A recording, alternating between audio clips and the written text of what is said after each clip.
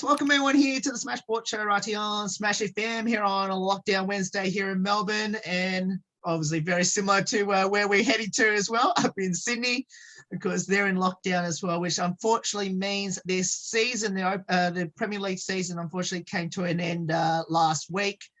We've got two very special guests to tell us a bit about how the season went up to towards the end of June before lockdown, and they join us right now. Thanks both for joining us. Thank you. Thanks for having us. I'll get both of you to introduce yourselves and tell us what position both of you play on the Fury team. My name's Natalie and I'm in the Opens Fury team. I play goal attack and goal shooter. My name is Bree. I'm in the under-23s Fury team and I play centre wing defence. Now, the question I actually asked quite a few of the Premier League teams that I've had on the show already. Obviously, your last game was probably 2 months ago now, since your last game. Did you ever thought from that game when you finished round 11 towards the end of June that we're never going to be playing again for the rest of the year? I remember at the end of each game leading up to that one, I was sort of like, ooh, is this going to be the last one? Like I was sort of, it wasn't looking good, all the extra cases coming about. So you never really knew and you just took it each week at a time. So no, I didn't know, but it was sort of bound to happen. And I think like coming off last year, we also had a season cut short. So there was kind of like the feeling that every time you play, you kind of had to treat it like it was your last one, because we're in such uncertain times that we literally had no idea whether we would play each week, and we kind of just, it was constantly changing every week. Like some weeks we had to train outside, some we got to train inside, some you got like just in your group that you lived with or like near, and then some you had to be by yourself. So I feel like it taught us to like take every game just as it is and just appreciate like one game at a time.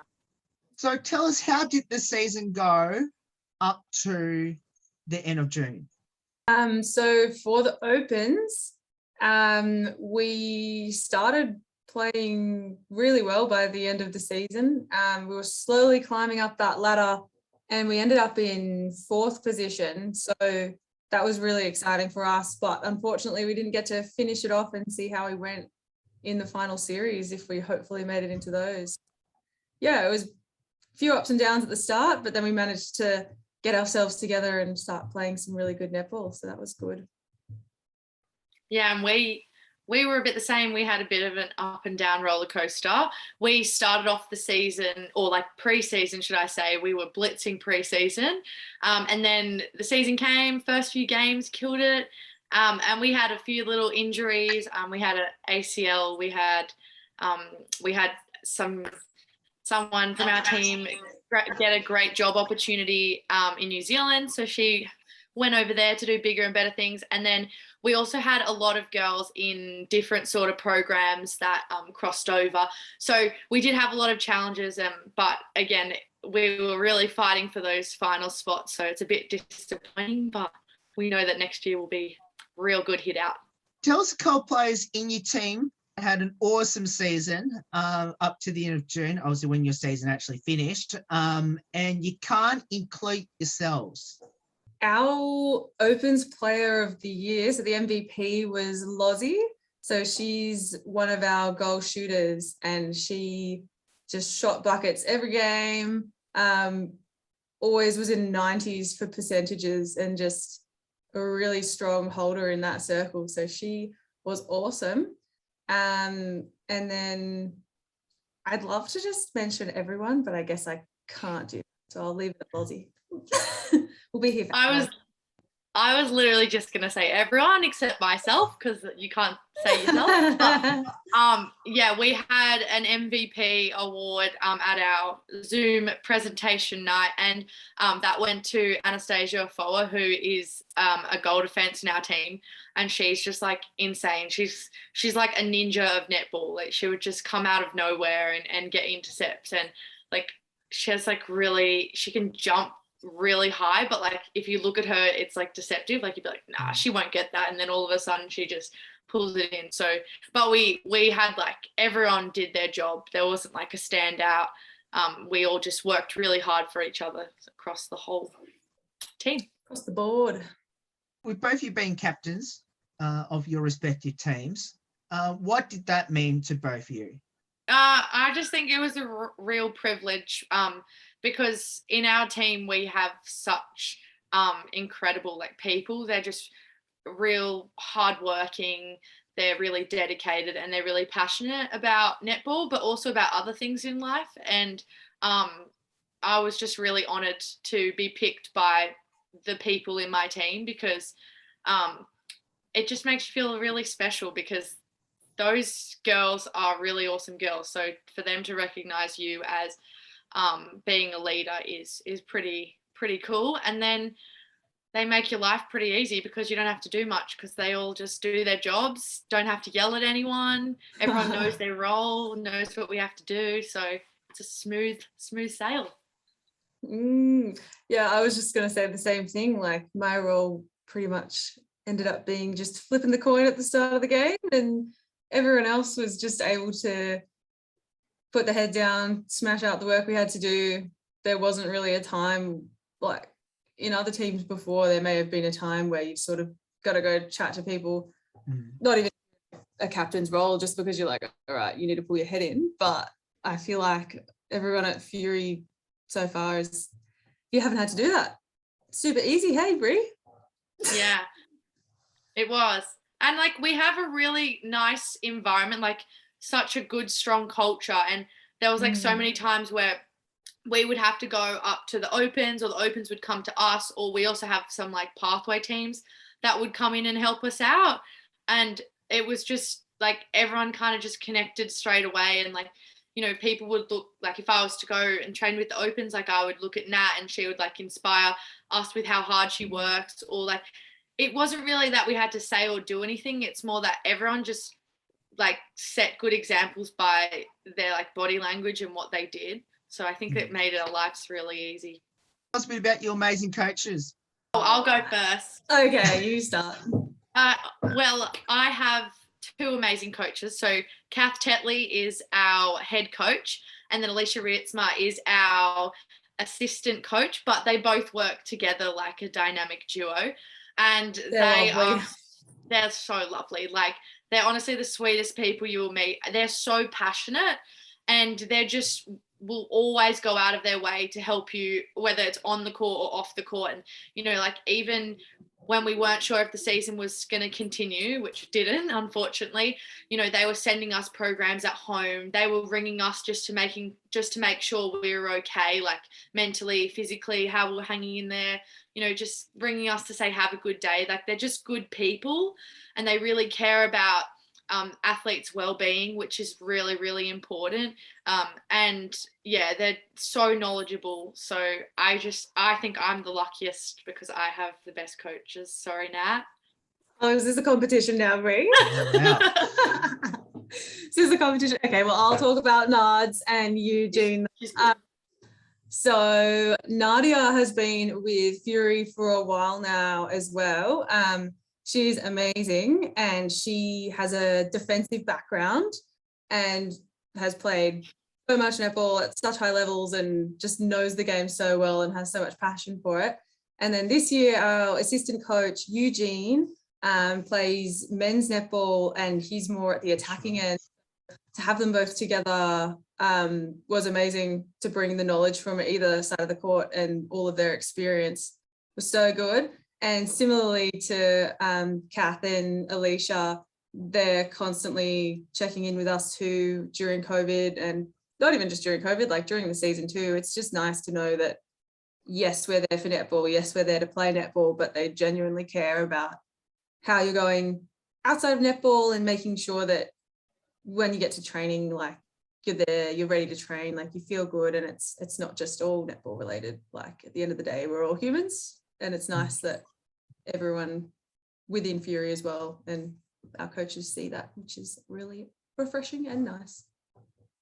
I think like our franchise is just all together just so positive, and like you walk in to training and everyone's like, hey, how was your day? Like, really like any time, like there's been days where you have the worst day and the last thing you want to do is just go and be around I know. in a place, but like seriously, it honestly makes you feel so much better. And once you like walk into the courts, you can just forget about anything. And all of our coaches have built this environment that's like a safe space for us. So we're very grateful for them. Yeah, 100%. So nice. Now, tell us, how did both of you get involved in netball and why did you choose it? I'll start. So I have 2 older sisters. Classic story. You've probably heard it 1,000 times already. 2 older sisters, they play netball. So you're like, okay, I'll play netball too. And here I am. Mine's a little bit interesting. I lived in Hong Kong for 4 years when I was a child. And we were playing a lot of sport, like any sport our parents could put us in, we would play, but they didn't really have netball. So when we came back, our parents tried to enroll us in sports that we hadn't really done. So like surf life saving, and my mum loved netball as a kid. So she just chucked us in any team. So yeah, that's how we started. Also tell us and give your local Junior Netball Club a bit of a shout out, or association a shout out. And have you ever gone back there to help out at any stage? So my first netball club was Cherrybrook United and Hills Netball. So I used to do umpiring and for Cherrybrook and some coaching for Hills, but I haven't been back in a while, no. Sticking with Blacktown and Volco with Fury. I'm from Randwick Netball Association. It's like right near my house.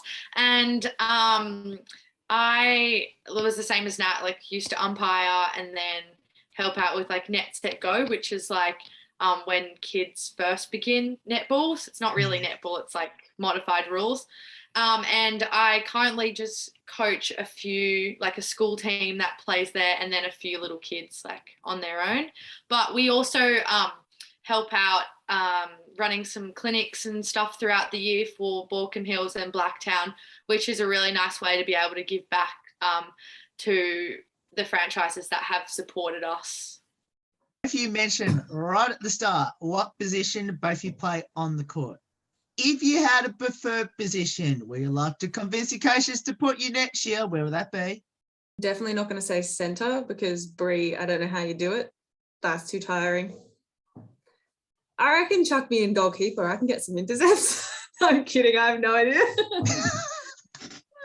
I feel like it doesn't matter how much I convince Kath and Alicia, I will never get to go in any of the circles. I'll only ever be stuck in the middle. So I guess I'll just have to say wing attack because that's the only one that I don't play in the middle. So now, what would be some highlights throughout both your netball journey so far? Highlights for me, obviously playing for Fury. Great, love it. Love the culture, as we spoke about before.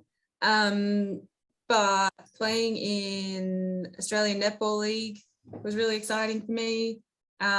Really good experience to be able to play girls from different states and be able to fly around and play them in their hometowns and things like that. Really nice. That was great to be exposed to that. Highlights for me, I guess just being at Fury and being supported by such great people. It's like anything, so none of it's a highlight. All of it's a highlight. Yeah. Yeah, I can wake up to highlight. What does the sport of netball mean to both of you, especially being a part of the GWS Fury? Look, I think netball being like I think it is the biggest sport for females in Australia is purely because of the way people get around each other. I think it's just a really good way to build each other up and give you a little bit of confidence, but it also allows us to work really, really hard and, teach ourselves that if we do work for something, then we can achieve it, not just in sport aspect, in any aspect of life. So I like netball because of that. I just love everything about Fury. I think mainly its environment. I think it's really, you know, like I think a few years ago I started to not really enjoy netball as much. I don't know why. You just kind of went through a phase, and I think the people at Fury made me really enjoy it again, and you know, just bring back the fun. So yeah, that's lovely. That's lovely. So great things about Fury for me are also the culture and the environment, but also the opportunities we're given here. We had Karen Haddad visit us for some psychology sessions this year, which was great. And we've already talked about our coaches, but the standard that they bring is amazing, and the level that they're at and the experience that they have is outstanding. So that aspect of Fury is great. And Renelle.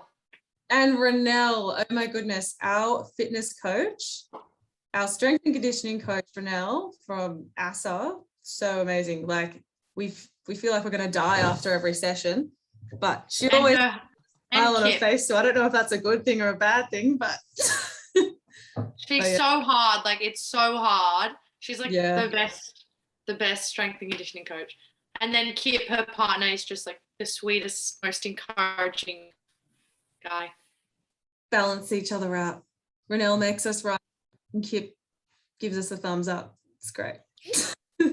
What would be your advice to people out there that should get involved in netball once you're out of lockdown, especially and also to support the GWS Fury for next year? I feel like getting involved in netball is, like, obviously I'm biased, I play netball, but team sports especially as well, like Brie was saying before, getting to play a sport with other people and work together it's just really nice to do. Like I've played individual sports before and you just don't have the same feeling you do when you go to trainings or play. And I think that the way we play for each other and things like that, it's just gives you a really nice feeling. And also it's a nice break. Like playing sport is a great break from your standard like work life or uni life or school life. So if you're stressed of one of those other aspects of your life, you come to netball, you run, you laugh, get it all done, and it's just a nice stress relief as well. So I feel like it's a nice way to balance everything out. Yeah, I think adding in on that, like, you know, you can find some of your greatest friends. It's really nice to have friends from different aspects. So you can have your work friends and then your netty friends. And I think people get a little bit afraid of all the rules of netball, but they're really not that hard. So I would just encourage anyone to just give it a go and just, you know, see how much you can challenge your mind and your body. And in terms of supporting Fury, you would just be foolish to support any other franchise in Premier League. Ridiculous. And yeah, if you want someone who's professional and someone who is hardworking, will give you results, and who's got a great positive environment, then this is the place. Orange, baby. Did we sell it? Yeah. Now let's finish on a couple light-hearted questions about your teammates. Firstly, who had the most embarrassing moment on the court this season, and what was it? I think in my team I had a few. I was renowned.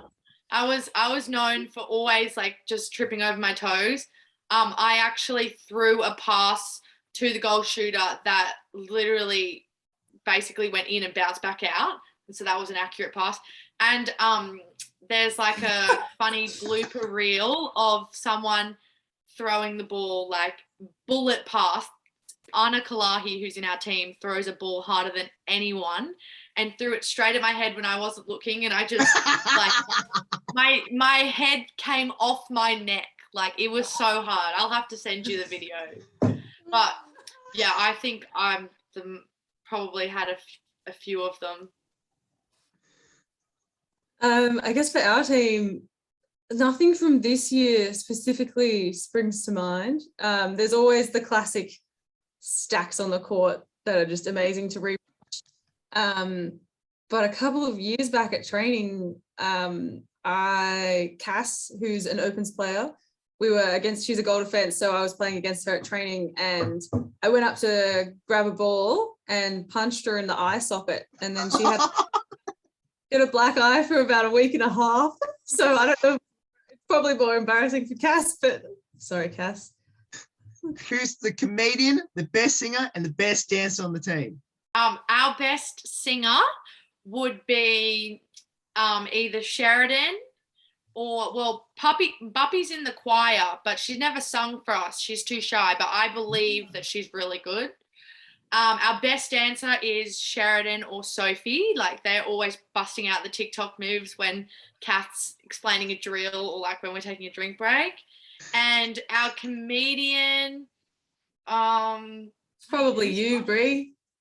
Sophie's funny. Oh, everyone's, one-liners. Ash sometimes just comes out with a one-liner and you're like, sorry? Where did that come from? Yeah, so we got some good, Emily Stewart's pretty funny, but I don't think she means to be. So we got some good characters. A great bunch, you girls. Okay, for my team, for the opens, Sigrid, probably the comedian. She's hilarious. Half the time she just hurts your feelings, but she's funny about it. No, I'm kidding, she's funny. Cara has got some great dance moves, but I don't know if I'd call her the best dancer. I'd just say they're good dance moves. And best singer, probably Well, Jess comes from a singing background. Jessie. Yeah, she sort of sneaks in a couple lines every now and then. Or Violet has a background in the choir, so maybe a bit of I. Finish off with these last two, which is, well, almost answered it anyway, which is anyone on your team into their TikTok, and is any of them TikTok famous? That girl right there. Brie. One of my TikToks got 2.7 million views, and I'm so proud of it. But we actually got one in our Fury uniform, and it got 70,000. But you know the TikTok where it's like, have you seen H2O, the mermaid movie? Yeah. Oh, then you probably won't understand. But the voice is like, oh no, Cleo, the condensation. That's my voice. So if you want to go look it up, that's my voice, and everyone's used my sound. Like, oh my gosh. Oh, no. And then you're like this. Actually, yeah, that's my voice. So funny. I know. Wow. We just made it one night randomly, and everyone took off.